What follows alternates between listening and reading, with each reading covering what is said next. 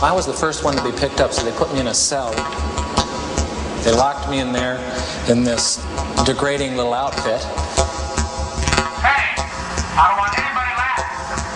Violating the rules, I'm under simulation! I gotta go to a doctor, anything. Jesus Christ, I'm burning up inside, don't you know?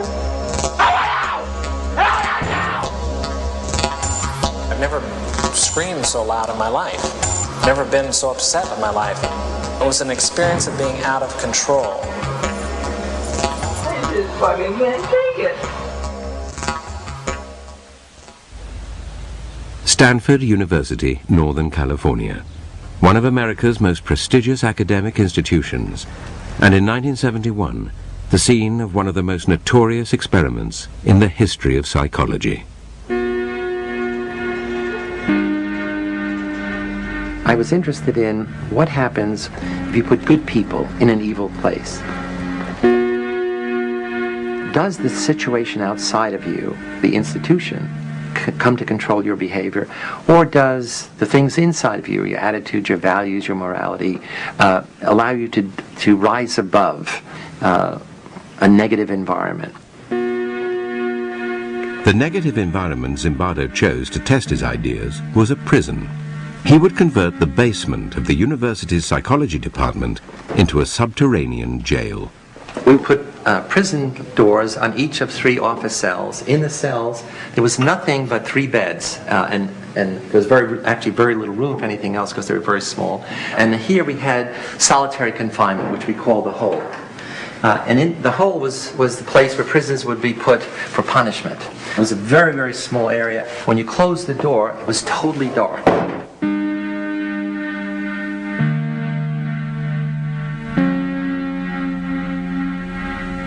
All the guards wore military uniforms, and we had them wear these silver reflecting sunglasses.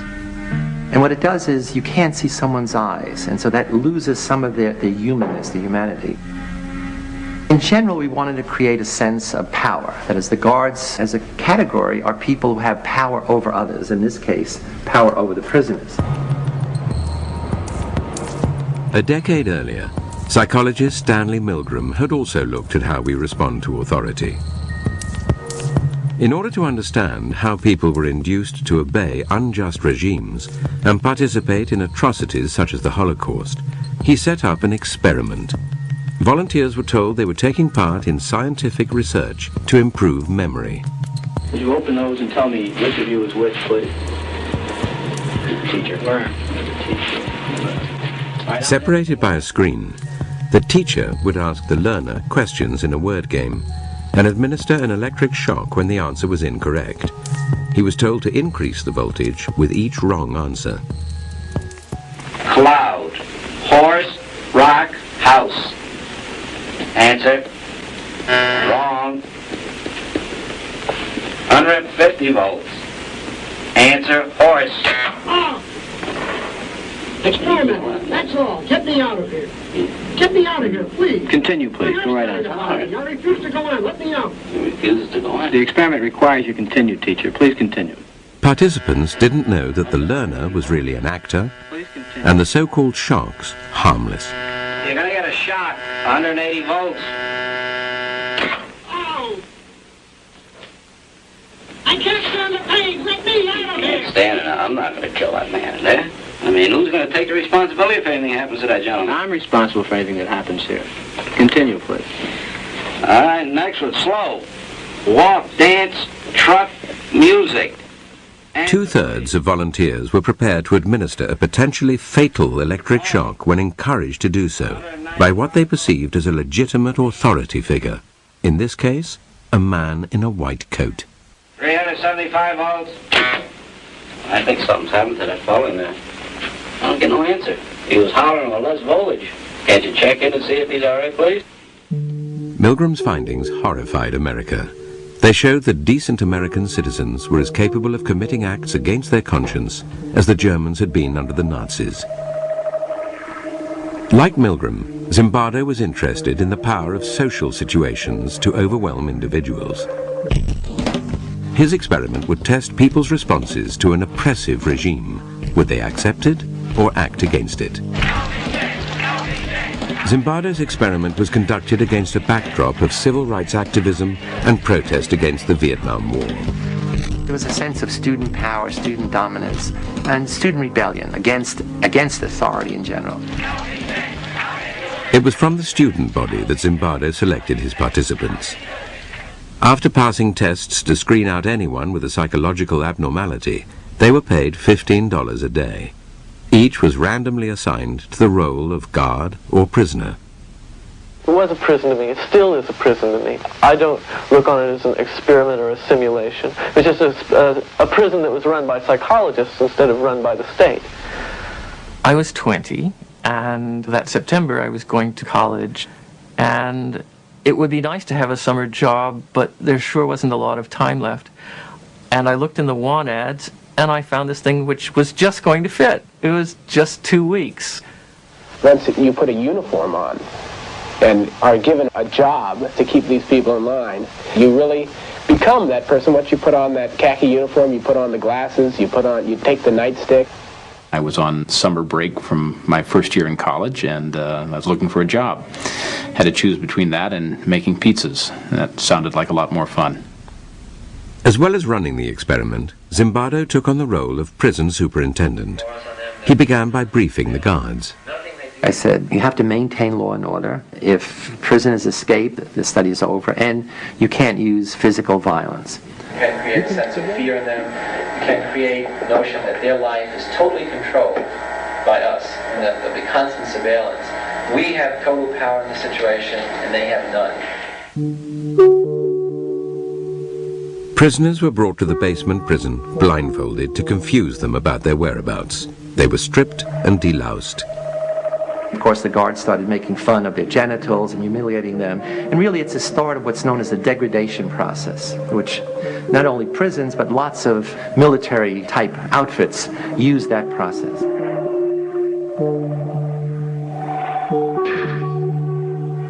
When I first got here, even though I had to strip, when they would call me names, I still didn't feel at all like I was in the prison. I was just looking at it as a job.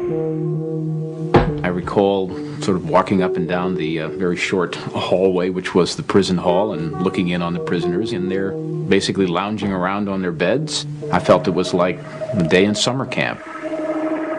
The first day I said, this might be a very long, very boring experiment, because it's conceivable nothing will happen. I arrived independently at the conclusion that this experiment must have been put together to prove a point about prisons being a cruel and inhumane place, and therefore I would do my part, to help those results come about. I was a confrontational and arrogant 18-year-old at the time, and I said somebody ought to stir things up a bit here.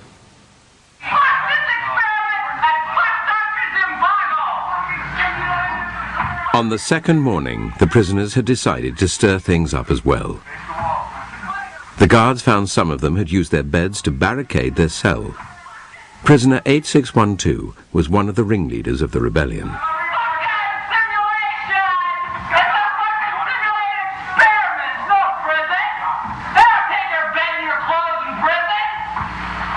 Initially, I was stunned.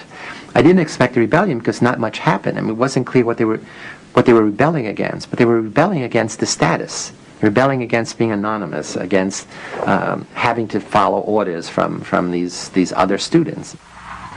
As punishment for the rebellion, prisoner 8612 was put in the hole, and the guards turned on the other prisoners. The guards felt that they now have to up the ante of being tough. The prisoners made the mistake of beginning to use profanity against the guards in a very personalized way. So not against the guards, but, you little punk, you big shit, and so forth. And the guards got furious. Well, gentlemen, here it is time for count. Prisoners were repeatedly woken in the middle of the night. The guards made them do menial, physical tasks and clean out toilets with their bare hands. We made it a point to not give them any sense of comfort or what to expect, that anything could happen to them at any time, including being rousted from their sleep at any hour, and forced to stand up in a line and have me hurl insults at them and make them do exercises.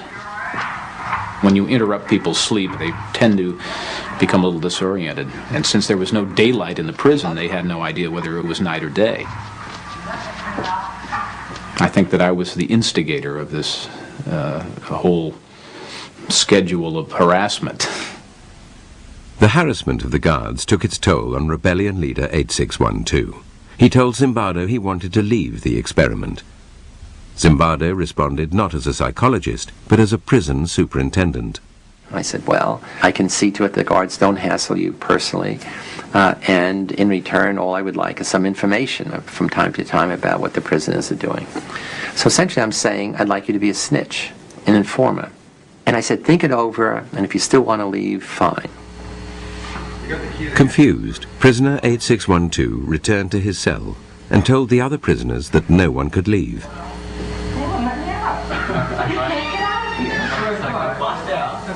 He believed that we wouldn't let him go, although we've never said that.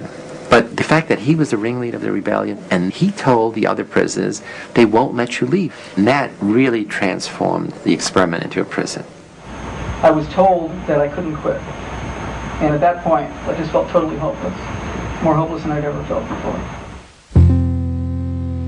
Soon after returning to his cell, prisoner 8612 started showing signs of severe distress. God damn it! Fucked up! You don't know, I mean, God! I mean, Jesus Christ, I'm burning up inside, don't you know?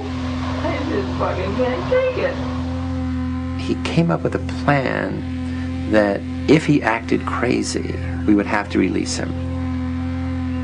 I feel so fucked up inside. I feel really fucked up inside. You don't know. I gotta go. To a doctor, anything. I can't say that. I'm fucked up. I don't know how to explain it. I'm all fucked up inside. Help now! It starts with make-believe, and then he's doing it and cursing and screaming and, you know, whatever that little boundary is that he moved across. Not that he became really crazy, but he became, you know, excessively disturbed. I mean, so much so that we immediately said we have to release him. As an experience, it was unique. I've never screamed so loud in my life. I've never been so upset in my life. And it was an experience of being out of control. The boundary between reality and make-believe was to become blurred even for Zimbardo. A rumor circulated that released prisoner 8612 would return with friends to liberate the remaining prisoners. I quickly convinced myself that, you know, my most important function was, you know, not to allow this prison liberation to occur. And what could I do to keep my prison going, not the experiment going? The prison was dismantled and the prisoners moved to another part of the building. Zimbardo waited in the empty corridor, preparing to tell 8612 and his friends that the study was over, when a colleague appeared and began asking questions about the scientific basis of the research. I'm trying to get rid of him. Then he says, what's the independent variable? I get furious because he doesn't understand that there's a riot about to take place, that this prison is about to erupt. I had totally lost this whole other identity of scientist, researcher, psychologist. The rumored jailbreak never materialized. The guards had dismantled the prison for nothing and had to rebuild it. They took their frustration out on the prisoners. They escalated again the level of control, the level of dominance, the level of humiliating behavior.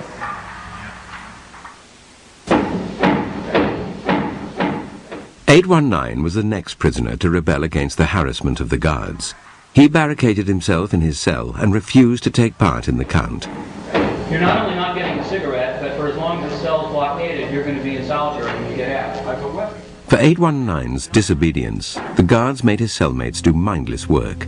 This undermined any vestige of solidarity amongst the prisoners, who now chose to accept the tyranny of the guards rather than risk further harassment. That was one of the surprising things to me, is that there was so little that the prisoners did to support one another after we started our campaign of, you know, divide and conquer.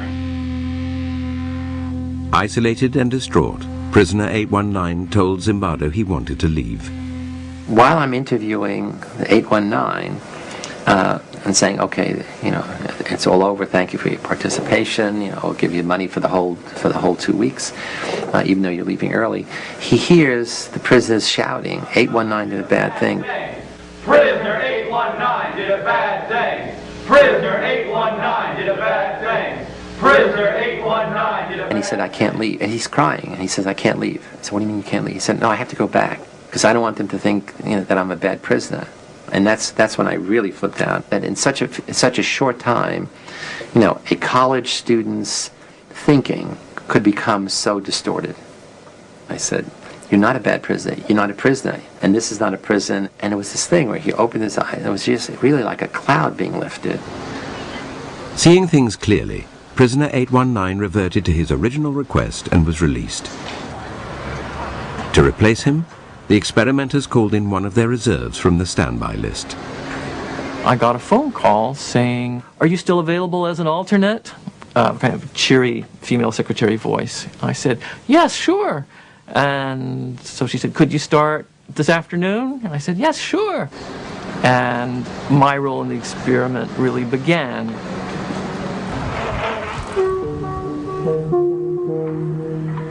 I was blindfolded and then stripped and supposedly deloused. He came into a madhouse, full blown.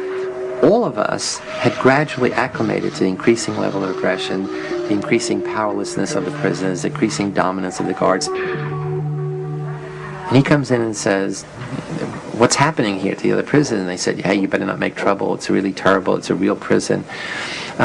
And he says, I'm out of here. I don't want to. And they said, no, they're not. You can't leave. Once you're here, you're stuck. This is a real prison. 416, since you got your hands in the air, why don't you play Frankenstein? 293, you can be the bride of Frankenstein. You stand here. Prisoner 416 was soon subjected to the harassment of Dave Eshelman, nicknamed John Wayne because of his macho attitude. 416, I want you to walk over here like Frankenstein and say that you love 293. I made the decision that I would be as intimidating, as cold, as cruel as possible. I love you, 293. Get up close. Get up close. I love you, 293. I love you, 293. You smile, 293. You get down here and do 10 push-ups. 2, 3. I just watched a movie called Cool Hand Luke, and the mean, intimidating, Southern prison warden character in that film really was my inspiration for the role that I created for myself. Why is it you try to be obedient so much? It's my nature to be obedient, Mr. Reginald. You a liar. You a stinking liar. He was creative in his evil. He would think up very ingenious ways to degrade, to demean the prisoners. What if I told you to get down on that floor and fuck the floor? What would you do then? One of the best guards was also on that shift, and instead of confronting this bad guard, the sadistic guard, essentially because he didn't want to see what was happening, he became the gopher. He would go out to get the food and things of this kind, and that left the John Wayne guard and another guard on that shift to be dominant. We were continually called upon to act in a way that just is contrary to what I really feel inside. Just continually giving out shit. It's just really one of the most oppressive things you can do. 416, while they do push-ups, you sing Amazing Grace. Ready? Down. Keep going. Grace. Push-ups on your own. The madness of the experiment started to affect prisoner 416. A wretch like me. Keep going. I began to feel that I was losing my identity until finally I wasn't Clay. I was 416. I was really my number. And 416 was going to have to decide what to do. Prisoner 416 decided to go on a hunger strike. They were pushing my limits, but here was a thing that I could do that could push their limits. After I had missed a couple of meals, I saw that this was not a matter of indifference to the guards. I was making headway. They were upset. I thought, how dare this newcomer come in and try to change everything that we had worked for the first 3 days to set up, and by God, he's going to suffer for that. Get in that private then. Frustrated by his continued defiance, John Wayne threw prisoner 416 into the hole. After punishing the other prisoners for his disobedience, John Wayne encouraged them to vent their anger at 416 directly. Thank you, 416. Okay, 209. I'll try that myself. Thank you, 416. We would use our nightsticks to bang on the door, and we would kick the door so hard that, it must have, shaken him very seriously inside, scared the life out of him. He yelled at me and threatened me and actually sort of smashed a sausage into my face to try to get me to open up. But I didn't have any intention of eating until I was out. Okay. 416 should have been at some level a hero, because he's willing to oppose the authority of the system. In fact, the prisoners accept the guards' definition of him as a troublemaker. I remember some of them saying, would you eat, goddammit? We're sick and tired of this. And, that was proof that, there was no solidarity, there was no support between the prisoners. While 416 was still in the hole, John Wayne made a final attempt to break him by giving his fellow prisoners a choice. They could vote to release him by making a small sacrifice. You can give me the blankets and sleep on the bare mattress, or you can keep your blankets and 416 will stay in another day. Now what will it be? I'll keep my blankets. What will it be over here? I'll keep my blankets. How about 5486? I'll give you my blanket, Mr. Correctional Officer. You don't want his blanket. We got 3 in favor of keeping the blanket. We got 3, guess 1. Keep your blankets, 416, you're going to be in there for a while. So just get used to it. The study showed that power corrupts, and how difficult it is for people who are the victims of abuse to stand up and defend themselves. Why doesn't anybody who is being abused by a spouse or something like that just say, stop it? And we realize now that that's not as easy as it sounds. By the end of the 5th day, 4 prisoners had broken down and been released. 416 was on the 2nd day of his hunger strike, and the experiment still had another 9 days to run. At this point, a fellow psychologist visited Zimbardo's basement prison and would witness the brutality of the experiment firsthand. The guards had lined up the prisoners to go to the toilet, had bags over their head, chains on their feet, and were marching by. And I looked up and I saw this circus, this parade, and I said, "Hey, Chris, look at that." I looked up and I just began to feel sick to my stomach. I had this just chilling, sickening feeling of watching this, and I just turned away, and I just let loose in this emotional tirade. I just lost it. I was angry, scared. I was in tears. And I'm furious. I'm saying, you're supposed to, we had a big argument. You're supposed to be a psychologist. This is this interesting dynamic behavior in such a few days. But I'm going through this whole thing, the power of the situation. She says, no, it's that young boys are suffering, and you are responsible. You're letting it happen. I said, oh my God, of course you're right. The next day, Zimbardo ended the experiment. Studies like his stimulated heated debate about the ethics of using human subjects. Clearly, young men suffered, verbally, physically. Prisoners felt shame in their role. Guards felt guilt. So in that sense, it's unethical. That is, nobody has the right, the power, the privilege to do that to other people. In the wake of experiments like Zimbardo's and Milgram's, ethical guidelines changed, introducing greater safeguards to protect participants. In the Stanford experiment, Zimbardo might have spared his volunteers distress had he not taken on a dual role in the study. If I was going to be the prison superintendent, I should have had a colleague who was overseeing the experiment, who was in a position to stop it at any point, or I should have been the principal investigator and get somebody who was going to be the prison superintendent. I realized that was a big mistake, to play both those roles and be shifting back and forth. After the experiment, Zimbardo brought all the participants together to talk about their experiences. John Wayne would now come face to face with the hunger striker he had tormented. I was a little worried. I said, oh my God, he's really going to come down on me hard now, now that we're on equal footing. It harms me. How did it harm you? How does it harm you? Just to think about it, you mean that people can be like that? Yeah. It let me in on some knowledge that I've never experienced firsthand. Because I know what you can turn into. I know what you're willing to do. When I look back on it now, I behaved appallingly. It was just horrid to look at. I think I tried to explain to him at the time that, what you experienced and what you hated so much was a role that I was playing, that's not me at all. I love you, Jordan. He was trying to dissociate himself from what he had done. That did make me angry. Everyone was acting out a part and playing a role. Prisoners, guards, staff, everyone was acting out a part. It's when you start contributing to the script, that's you. And thus it's something you should take responsibility for.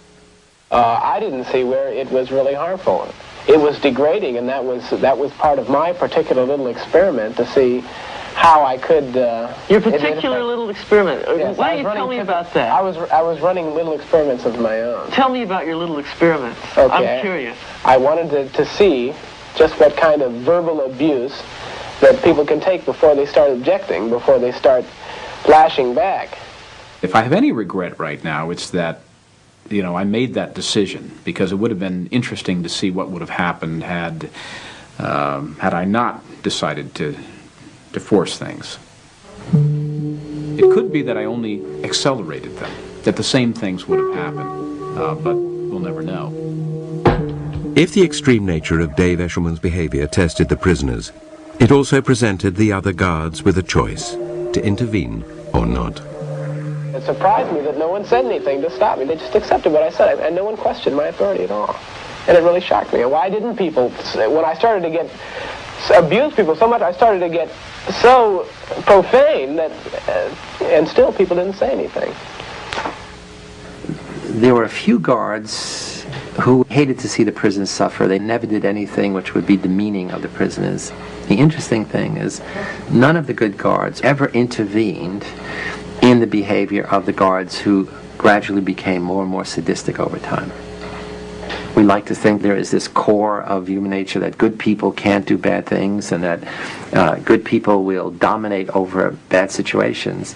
In fact, one way to look at the Stanford Prison Study is that we put good people in an evil place, and we saw who won. Well, the sad message is, in this case, the evil place won over the good people. It did show some very interesting and maybe some unpleasant things about human behavior. It seems like, every century, every decade that we go through, we're suffering the same kind of atrocities, and you need to understand why these things happen. You need to understand why people behave like this.